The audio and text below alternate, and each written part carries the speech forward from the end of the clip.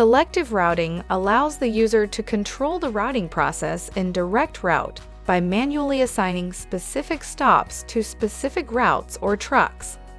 This feature optimizes the sequence of route based on criteria in the preferences and truck settings.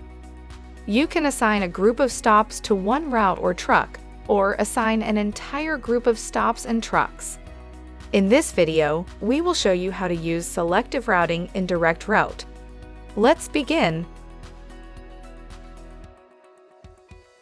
In DirectRoute, go to File, New, Route, Selective Routing.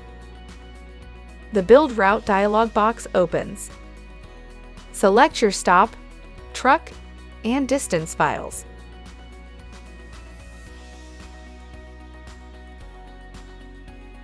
Ensure the No Initialization radio button is selected. Click OK. The Selective Routing dialog box loads with a list of empty trucks and unloaded stops. Use the filters in the column headers to locate the trucks and stops you intend to select for routing. Select the checkboxes next to the trucks and stops for which you want to build routes. Click the green truck icon at the bottom right-hand side of the screen.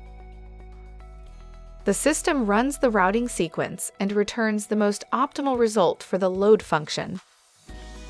Note that it's recommended to run between route optimization after route building for the best results, as selective routing only utilizes the load function and does not perform optimization. Repeat as needed until all stops have been loaded.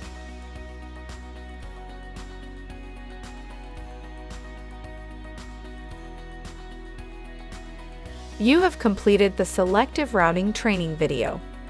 To learn more about this product, visit our Learning Center to access on-demand training and online help.